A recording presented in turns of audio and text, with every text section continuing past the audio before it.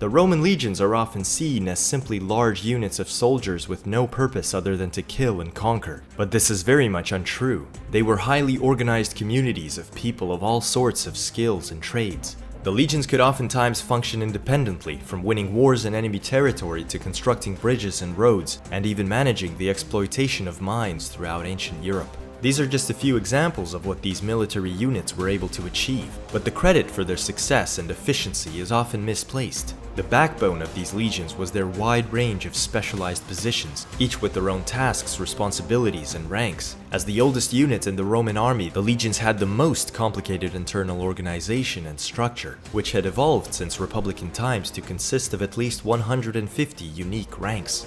Many of these were lost to time altogether, while others are to this day overshadowed by ones deemed more glorious in the eyes of the public, despite being just as fundamental to the success of the Roman army. In this video, we will go over these positions along with their relationship to each other in terms of rank. This will be presented from the point of view of a legionary recruit, in continuation of our previous video featuring the recruitment and training of the legions. The reason the legions had such a wide range of ranks and positions was because each senior position, from Centurion all the way to the legate and even governor, had their own staff drawn from the ranks of the legion. Now let's examine this hierarchy from the eyes of a recruit who recently completed his 4 months trial and became a legionary. If he happens to be illiterate or possesses no talent for any craft, he will be subjected to the hardships of other legionaries. This would include digging trenches, collecting wood, and other physical labors. This was the most common outcome for most soldiers upon recruitment. But if the recruit possessed skills for crafts or was able to acquire them throughout his service, he could be promoted to the category of emunes, which meant he would still receive the same amount of pay as other legionaries, but would be exempt from physical labors. Professions in this category included engineers, armorers, medics, veterinarians, musicians, and more. But as you could probably guess, for an army heavily dependent on administration, literacy was the highest asset. Literate recruits could be given clerical positions, and despite still being in the emunes category, they would have the largest career growth potential. The clerical positions included but were not limited to the following: the exacti, the archivists or bookkeepers, kerari, supervisors of the wax supply needed for the clerical tablets, or the librari, managers of records and account books. After achieving these posts, one could expect a promotion to the category of principales, which could be broken down into 2 sections: the sesquiplicari, officers that received 1.5 pay, and the duplicari, those who received double pay. Keep in mind that all these positions are still under the rank of centurio, or centurion, which was considered a very respectable post and one in charge of a whole century, which in the time of the empire consisted of about 80 men. The sesquiplicari consisted of staff that worked in each century, helping the centurion keep track of the men and equipment. These consisted of the armorum custos, the one responsible for the safeguard and maintenance of the weapons and armor of a century, and the tesserarius, the one who served as chief of the watch in the century and was in charge of the camp's security. Of the staff that received double pay, there were the signiferi, the man who carried the standard of the century, and also had other administrative tasks, like overseeing the savings of each soldier in the century and making sure everything was alright with the unit's finances. The optiones were the second in command of the centurions, performing a wide variety of tasks. During the Republican times, Polybius tells us that centurions would hand-pick their own optio. Whether this tradition continued to the empire is unknown, but it tells us how close this rank was meant to be to the centurion. They would be the highest-ranking staff under their personal command to help them lead the 80 men. The frumentari were men tasked with the management of the grain supply lines of the legion and the dealings with local contractors. Later on, they evolved to couriers and internal surveillance officers. The beneficiari translates to soldiers who could be trusted, and their rank was known to serve under much higher commanders, either a prefect, legate, or governor. All we know about them is that they performed a wide variety of tasks, from administration and supply to special assignments, such as the maintenance of public order in distant regions. The aquilifer was the man in charge of carrying the legion's unique eagle standard. These men too were in charge with heavy administrative duties and responsibilities. The speculatores were men who oversaw the gathering of intelligence, arrests, and executions. The commentarienses were men responsible for managing the correspondence and the resolutions adopted by the staff and the judicial secretaries of the governor. After them were the corniculari. These men were heads of the office and the highest-ranking staff that served either tribunes, legates, or governors. There were also the optio ad spem ordines, those who were currently an optio but soon to surely receive a promotion to Centurion. We know for sure that all these categories were in this order of authority, and from examining tombstones we can see that in their careers, legionaries rarely skipped a step in this hierarchy. This means that normally centurions were selected from the ranks of the officers receiving double pay. But what would be more interesting to know is whether there was a further hierarchy within each of these three categories. Unfortunately, very little evidence survives regarding their structure, but we do have evidence of its existence. Thankfully, the Romans not only loved to show off their last rank held on their gravestones, but also the ones they held before it. From reference to dozens of such careers, we can construct a hierarchy of all the known ranks and promotions across the 1st and 2nd centuries, in increasing order of rank and status. This gives a fairly accurate understanding of the Roman hierarchy below the centurion, as it works for all the known legionary careers. What we can take from all of this is that the ranking system of the Romans did not have a set chain of ranks one must hold in order to become a senior officer, and it seemed to always depend or vary.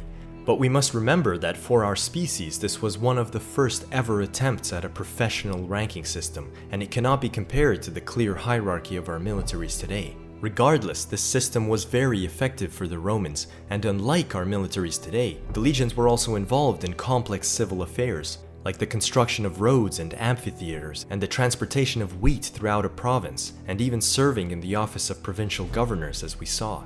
In fact, from the evidence we have, the offices of the governor would consist of over 100 staff from each legion stationed there.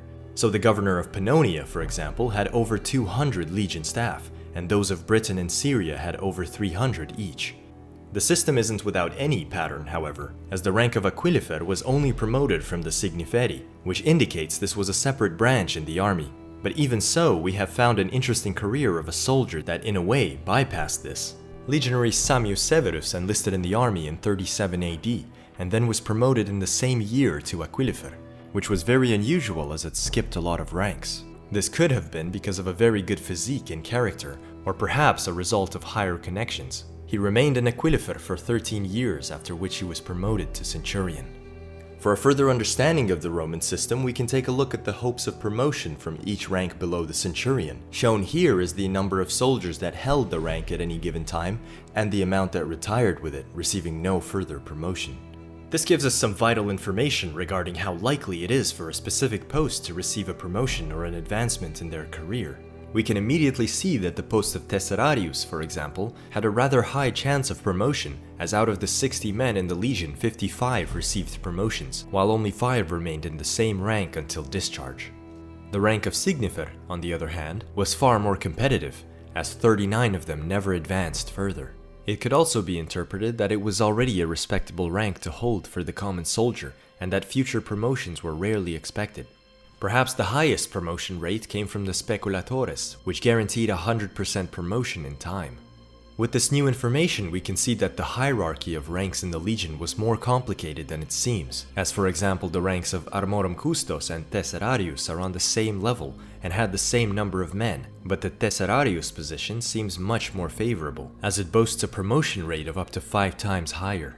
As for the amount of time each rank was held, it remains unknown, and it is likely to have also varied. Although the average years of service it took to become a centurion was between 13 and 20 years from the point of view of a recruit.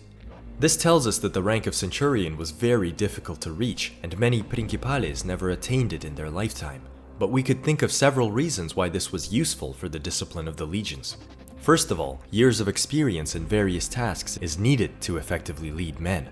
From keeping track of all records of the men in the unit to understanding the general strategy during a battle, the centurion had to be well learnt and experienced. Secondly, the more distinguished an officer is, the more respect they command. This is very important for a centurion to ensure their men follow orders without question.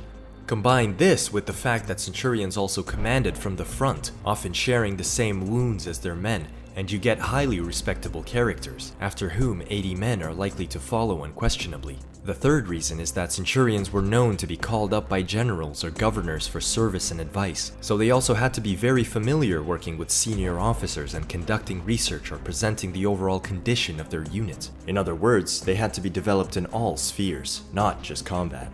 If we take a look back at the chart, the hierarchy provided the centurion with all of these needed skills. From the higher ranks, they learned to work with senior officers and take on big responsibilities. From the middle ranks, they learnt of heavy administrative functions, and even the lower ranks gave unique experience, as the rank of Optio, for example, was the only rank which gave them experience in commanding and leading men. And all the categories together taught them constantly to follow orders, and to follow them exceptionally if they are to get promoted. What's interesting to me in this whole system is how future Centurions were expected to go from subtle roles, like managing supply lines or admin tasks, to fighting in the front lines alongside the most fit legionaries. This tells us that the Centurion was expected to be a very well-rounded soldier, one that the lower ranks would surely look up to. He had to be intelligent, physically fit, and highly capable in combat throughout his military career, which could be longer than half a lifetime. We have records of centurions like Aelius Silvanus, who served as a centurion in the 2nd Legion for 61 years and died at the age of 86. This is what is meant to be a centurion in the Roman army. You had to try to be in the best shape of your life every day. It's no wonder that Julius Caesar always thought of his centurions to be the backbone of his army. In my last video, many of you showed interest in the part where I mentioned the gradual lowering of requirements to become a centurion, so I decided to expand on that here as well. Towards the 3rd century AD, we can see promotions to centurion coming from ranks as low as beneficiari legati and even optio. This serves as proof of the lowering of standards for promotion to centurion in this century, and the effort of creating a well-rounded centurion seems to be left out. This was most probably due to the lack of candidates because of the crisis of the 3rd century. Towards the late Roman Empire, the requirements seemed to drop even further, and literate soldiers were in a much higher demand and could be placed in respected positions right away. Now let's talk about the higher positions of the legion.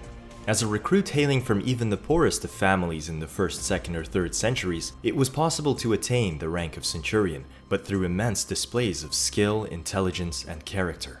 After this, they could be given the additional honor of leading a century in the 1st cohort, which included 5 centuries of the most experienced and elite soldiers in the legion.